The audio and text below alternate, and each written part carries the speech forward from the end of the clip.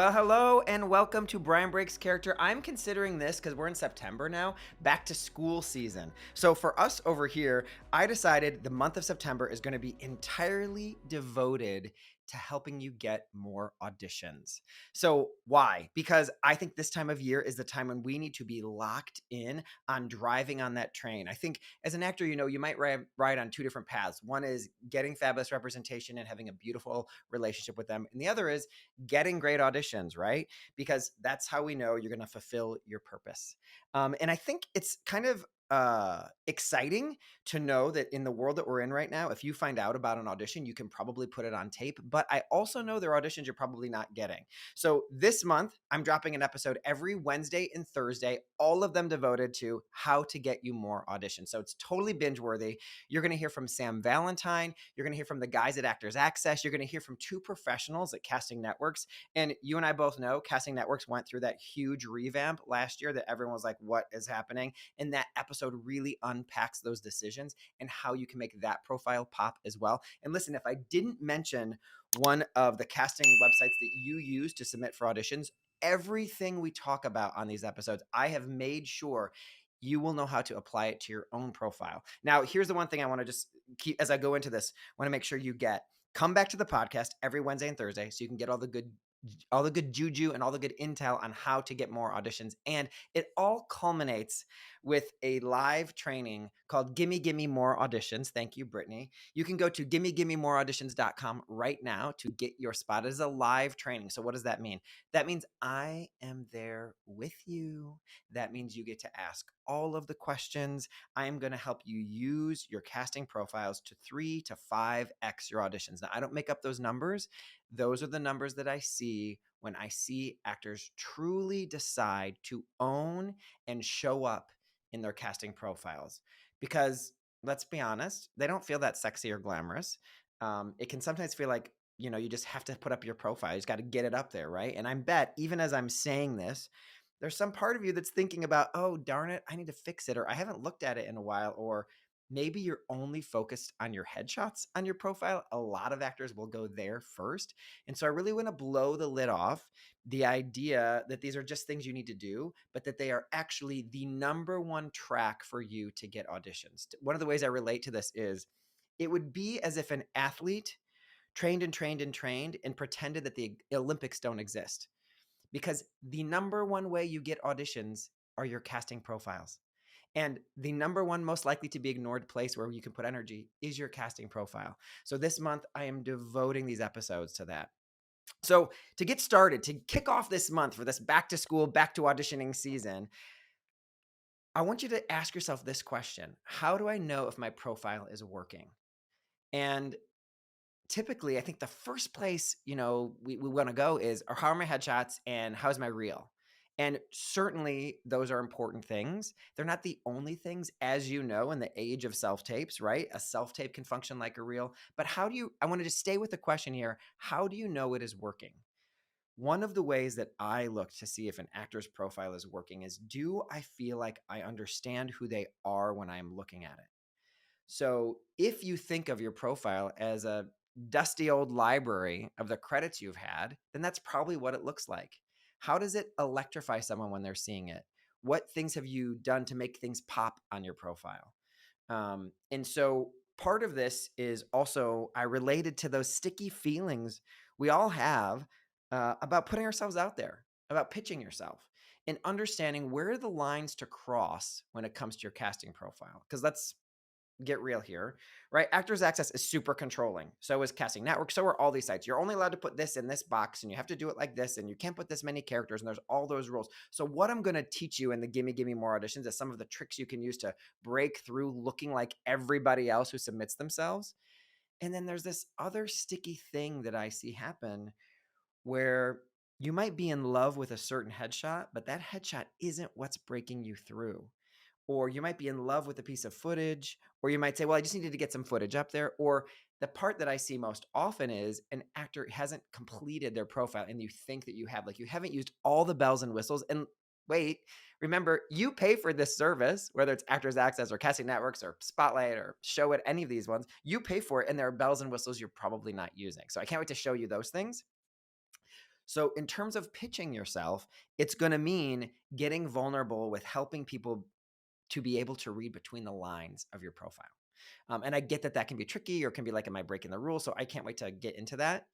But I want you to think about this as well.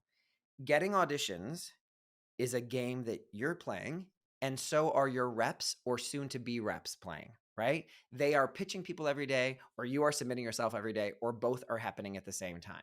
And we can get into the questions of like, am I allowed to submit myself at the same time as my reps, all that during the masterclass. But right now, I just wanted you to get on the idea that both you and your reps are submitting yourself at the same time, and you're using the exact same tool. And I'm primarily talking about Actors Access or Spotlight or Casting Networks, maybe Casting Frontier right now, right? You're both using the same tool. And I'm going to guess, even if you have representation, no one has sat you down and said, let's go through your profile line by line and make the changes that will make you pop when I'm submitting or you are submitting yourself. And we tend to, again, lean into what we think we're supposed to do there. So remember, everyone is using this track, right? So you either need to decide to get on the track of your profile being awesome, or decide that like you're gonna like not be an actor and just act at home and like act in your garage for your mom. So that being said, there are ways to control it. I don't want you to feel like, oh darn, I'm like my profile sucks right now. Brian's making me realize the things I haven't done. I want to make sure you hear that you probably have a profile that's working pretty good, but what would it feel like to know that it is pristine, platinum promise, like it is getting the maximum number of auditions that it possibly can? And that's why inside of the training, I'm going to teach you how to data test your profile to really get clear on, is it showing up with the numbers that you deserve? And I want to make sure again that you're hearing this. If you're the actor who doesn't have representation, I want you to lean in. This profile is often one of the first places someone will look when they sit down with you for a meeting. And if you are an actor who has representation, I want you to think about this. You will often think of your rep as being the reason you're not getting audition. What if, in fact, it is your profile, which should be doing the heavy lifting, and it's not popping? So let's get into this. This month, we're going to talk about all of these things. And I want to make sure you hear this as like the bottom line for this conversation that we're starting to have this month. And that is, it is invulnerable for you to lean on your casting profile being only your credits. Let me say that a different way. It is easier to armor up than to look at how you're pitching yourself. So if anything I just said right now brings up some sticky resistance, or you don't want to believe it, or you're like, what's this guy talking about? I encourage that kind of skepticism, please. I think that's where you get some of your smarts, because it allows you to decide what information you're going to take in and not take in. So bring that to the table. But I also need you to realize that there's another sticky part of this where it might be about not wanting to truly show up, or some weird shame, murky shame around feeling like you don't have enough credits. And I want to let go of that idea being what gets in the way. We are in an evidence-based business right now. So what does that mean? Sure, your resume, it's important, cool. But if I don't see a tape of you making me laugh in the same tone as the show I'm casting, then I'm not sure I can believe that you do it. Because right now, we all know we have phones in our hands. We can tape things and put them on tape all the time. And so having that kind of evidence to show casting, to show the producers, to show people that you can do the work that you're submitting yourself for is an integral part of the new normal and where we are right now. I mean, we've been there, I think, before the new normal, but now that the world is completely self-tapes, it is about show me that you can do it, don't tell me that you can do it. And our casting profiles, in some ways, almost want you to just tell them and not show them. So in this world, I want you just to open your mind to the idea of how can I show them that I can do what my resume says I can do? Where are the opportunities for me to show them? And that's what we're going to get into over the course of this month. And then I think the last thing that I want to make sure you hear from me is you should be wanting more auditions. And I'm shitting on you for a second on purpose, because that fire inside of you for more auditions is the fire that called you to being an actor in the first place.